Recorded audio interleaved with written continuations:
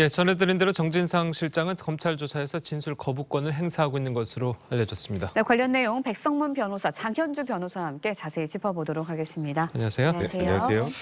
예전에 이제 정 실장 같은 경우에는 네. 이제 구속 전에 네. 뭐 유동규 전 본부장과 뭐 대질 신문을 요구할 정도로 굉장히 적극적으로 부인을 했었잖아요. 그런데 구속 후에는 진술 거부권을 행사하고 있다고 알려지고 있는데 이렇게 전략이 바뀌는 건 어떤 이유가 있습니까? 일단 진술 거부권을 행사하는 통상적인 이유는 이제 검찰 수사에 대한 항의 표현이 굉장히 큰데 이번엔 예. 그건 아닌 것 같아요. 예. 보통 그러려면 말씀하셨던 것처럼 처음에 일단 검찰 조사 단계부터 보통 묵비권을 쭉 행사하는 게 일반적인데 네. 그때는 적극적으로 대응을 하다가 지금 이제 다시 영장 구속적 부심까지 기각이 되고 나서 이제 묵비권을 행사하는 거죠. 예. 그렇다면 이거는 말 그대로 이제 전략이 변화한 건데 기억하실지 모르겠지만 영장 실질 심사 단계에서 8시간 정도 영장 실질 심사를 하고 발부하는데 4시간밖에 걸리지 않았습니다. 예. 그만큼 무언가 검찰이 확실한 이제 구속까지 인신 구속까지 하는데 확실한 카드를 쥐고 있다는 걸로 해석이 되는데 이제 수사기관에서 피의자가 진술할 때 가장 힘든 게 수사관이 그러니까 검찰이 뭘 들고 있는지 모를 때가 제일 힘들거든요. 그러니까 그거는 변호인도 마찬가지입니다. 근데 이제 재판에 들어가면 묵비권 행사 안 하고 재판에서 다 소상하게 얘기하겠다고 하잖아요. 그거는 재판에 가면 수사기록 일체를 볼 수 있기 때문입니다. 그럼 대응이 되잖아요. 그래서 일단은 지금 현 시점에서 검찰이 가지고 있는 것을 정확하게 모르는 상태에서 무리하게 진술을 하다가 본인 혐의가 강화되는 건 물론이고 자칫하면 이재명 대표에까지 불똥이 튈 우려가 있다.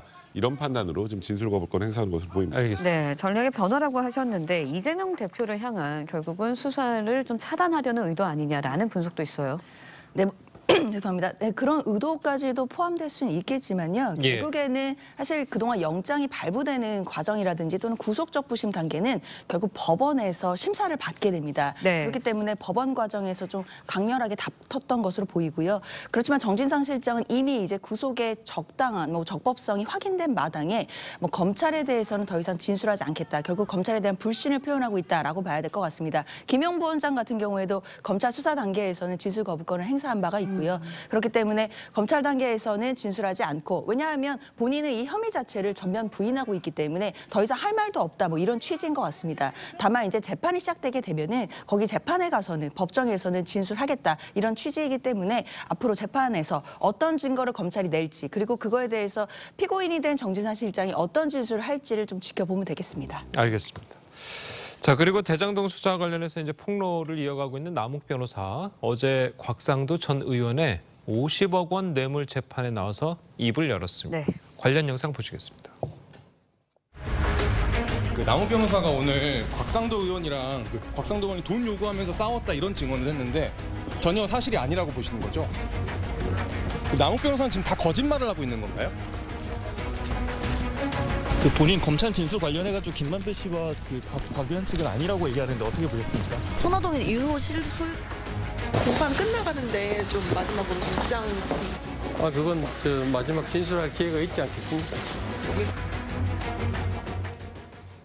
예, 이 남욱 변호사는 어제 법정에서 곽상도 전 의원이 김만배 씨에게 회사에서 돈을 꺼내주고 징역을 3년 갔다 와라. 자, 이런 말을 했다고 증언을 했다고 합니다. 자, 이게 이제 곽 전 의원 재판에서도 이제 폭로성 발언을 하고 있는 건데 어떻게 보십니까? 일단 2018년 가을에 모여서 이제 돈에 관련된 얘기를 예. 하다가 이제 남욱 변호사 주장에 의하면 곽상도 전 의원이 김만배 씨에게 일단 돈이 없으면 회사에서라도 돈을 빼주고 회사에 돈 빼주고 감옥 갔다 오면 되지. 돈 많이 벌었으니까 돈을 달라는 취지로 얘기를 했다라는 겁니다. 예. 그리고 거기에 대해서 김만배 씨가 불가치 화를 냈다라는 네. 것이 남욱 변호사의 지금 주장인데 일단 곽상도 전 의원이나 김만배 씨 같은 경우 이 진술을 전면 부인하고 있습니다.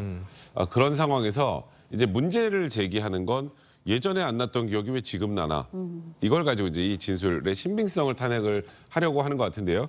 그러니까 일단은 제일 중요한 건 이제 남욱 변호사 이 발언을 뒷받침할 물증이 있는지 물증이 없다면은 사실 현실적으로 이 발언만 가지고 이게 혐의가 입증이 되기는 좀 어려울 것 같고요. 예. 여기에 추가적인 플러스 알파가 무엇이 있는지가 지금 이 진술의 신빙성을 탄핵을 굉장히 중요한 포인트가 될 것 같습니다. 예. 네, 진술의 신빙성에 대해서 언급을 해주셨는데 남욱 변호사 증언에 이제 곽상도 전 의원, 김만배 씨 의견이 아예 엇갈리고 있습니다. 이럴 땐 판사가 어떻게 판단을 하는 건가요? 예, 백 변호사님 말씀해 주신 것처럼 곽상도 전 의원과 김만배 씨는 그렇게 말한 적이 없다라고 전면 부인했습니다. 사실 이렇기 때문에 서로 간에 지금 진술이 엇갈리는 네. 상태죠. 그렇다면 재판부 입장에서는 누구의 말이 맞는지 부분을 판단하게 될 텐데요.